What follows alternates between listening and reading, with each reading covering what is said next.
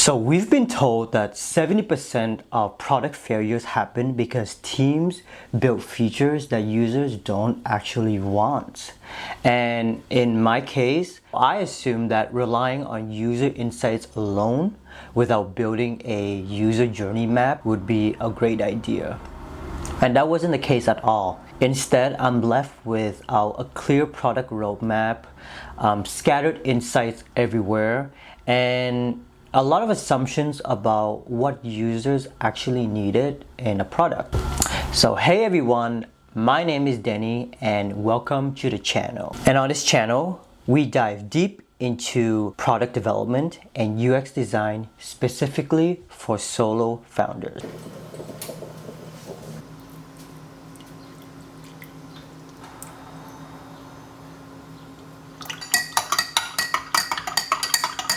If this is your first time here, please consider subscribing and join me in this journey of building products together. Now, the project that this channel focuses on is a next generation dating app that focuses on matching users with local events and restaurants. This is not your typical dating app. We have two completely different user types. One are regular users who are looking for potential dates, and two are business owners who is looking to use our CRM to manage their experiences. This is my first time building a two-sided marketplace, so I have twice the research to conduct.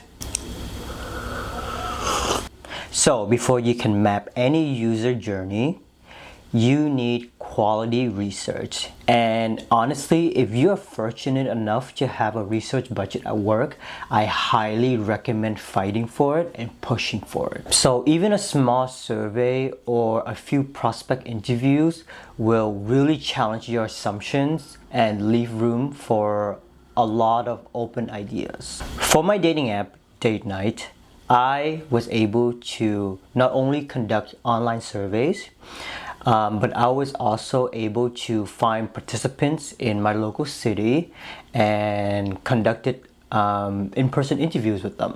And I can honestly say that this is probably my favorite part in the whole entire design process, because I just love talking to customers. I love getting into their head and really find out what makes them tick. And honestly, like, being open to feedback really gets me kind of out of my own head and really helps me learn how to connect with people and learning ways to empathize with them better. Okay, here's a perfect example. When I first had this idea of a dating app, I always assumed that it would be women who would be more interested in serious relationships, while men would be more interested in casual dating. But that wasn't the case at all. Through my research, I found out that it was actually men who was more interested in serious relationships, while women are more open to casual dating, hookups, and friendships. Now, let's keep in mind that this was a multiple choice questions, so participants were able to select multiple answers, but the ratio was pretty clear. More men selected relationships as their dating goal than women did. Alright, here's the fun part. I'm gonna walk you through how I was able to summarize these insights using Claude. Let's go. Okay guys, I'm in my workspace right now in Figma. So as you can see here, this is the online survey that I conducted, and we got around 66 responses. The workflow that works for me currently is that I would go to the responses and I would download all of the responses as a CSV file. So we're just going to download it as a zip file. So we have the CSV file right here. So what I usually do before I take this and I input it into Claude is that I'm just going to open it in Sheets or Excel if you have Excel. So I'm just going to import it into a blank spreadsheet, because there's an important step that we need to do before we take this copy and give it to Claude. And this has something to do with private information from our participants, because we do not want to give this information to Claude. The spreadsheet will populate all of the rows for each of your questions and responses. And usually when you do an online survey, there's always a section where you can ask the participants to leave their email addresses. It could be for marketing purposes, or usually it's for marketing purposes, okay? We don't want to give Claude this information. So as you can see here, in row U is where I ask the participant to leave the email addresses. So what we're going to do is that we're just going to delete this row. Oh, sorry, this column. So once this spreadsheet has been cleaned, sanitized of any personal information like addresses, phone numbers, those very sensitive data that we don't want the AI to know. So I'm going to rename this as DateNight survey copy for Claude. We're going to save it. Let's download a copy into the computer. Let's go to my DateNight project folder in Claude. As you can see here, he already has context of the whole project, of the code base. Here is where I usually will do my work, like where I would brainstorm ideas with him. Sometimes I code in here. Usually I don't code in here anymore. I use Claude Code now. But what we're going to do is that I'm going to give him the file. So here's the copy that we made. So let's go to that question where I asked about people's intention with dating apps. This question right here: what do you primarily look for through online dating? For question,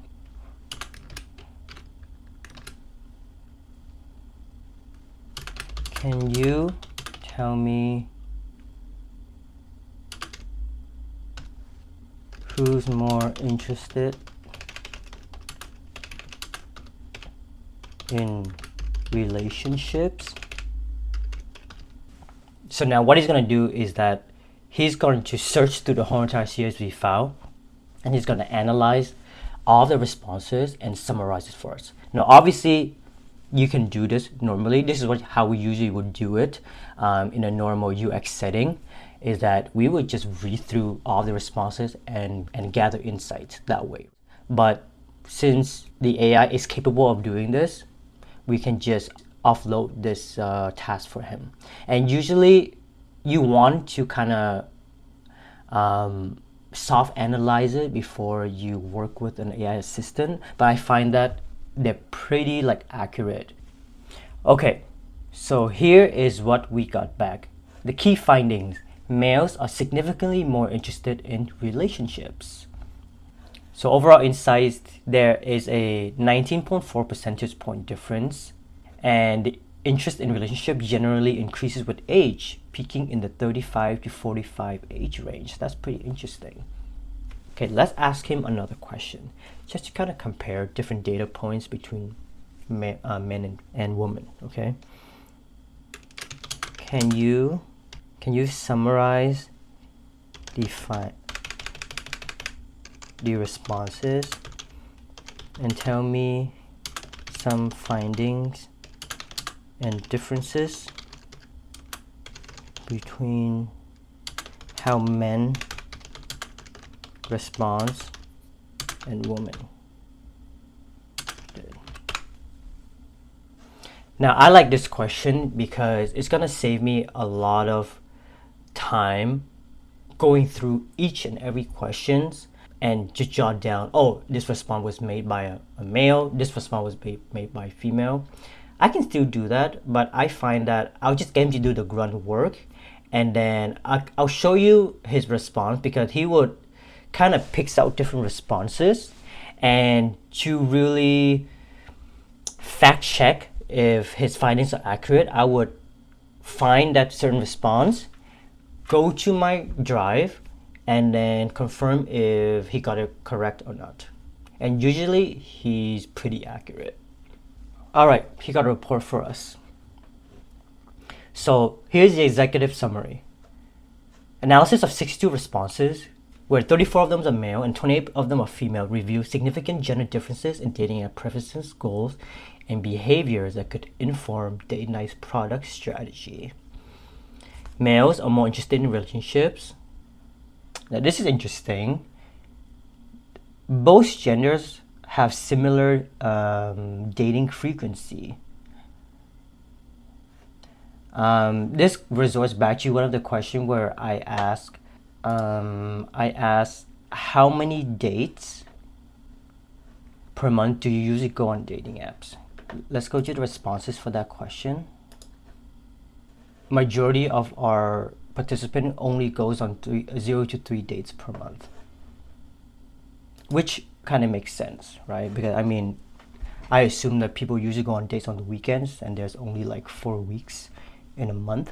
There's more insights here that you can read, but what I want to show you now is that there was another insight that Claude was able to generate for me that it didn't really show up on this current report, and I want to show you. So what I did is that I already kind of took some insights from Claude and also insights and responses through my user interviews, and I input it into my Atomic Insight Canvas. Of course, we can't just rely on online surveys to get deep knowledge about our users. To really understand their needs and their problem, we need to have actual conversation with them. So what I end up doing was I make sure to find an equal amount of men and women in Montreal who are aged between 18 to 35, and I've conducted a few semi-structured interviews, and these interviews were either conducted remotely or in person. They would last about 1 hour to an hour and a half. During that period, I made sure to follow a semi-structured format. Now, what is a semi-structured interview? So essentially in UX, it is a user interview that has some question already prepared in advance, but during the actual session, you can go off script and also add more questions depending on how the user answer and how you can build on the last. You can say that majority of user interviews are really best to be conducted semi-structurally because it really leaves room for deep empathy and gives you the flexibility to really go into areas where as a structured interview you might break those moments of like feelings or emotion that comes up, so you can move on to the next unrelated question, right? You kind of want to gauge the room. You want to leave a lot of space for your participant to really answer and really expose how they're feeling. I find that semi-structured interviews flows more naturally, and honestly it's just less pressure on the interviewer and the interviewee. Anyways, so what I'm going to do now is that I'm going to pull up all of the user interviews that I did, and unfortunately I'm not going to use Claude to really help me with this process because it's video recordings, so I actually would have to rewatch all the videos and take down notes, find patterns, and then input them all into my Atomic Habits. So let me do that and I'll see you back here.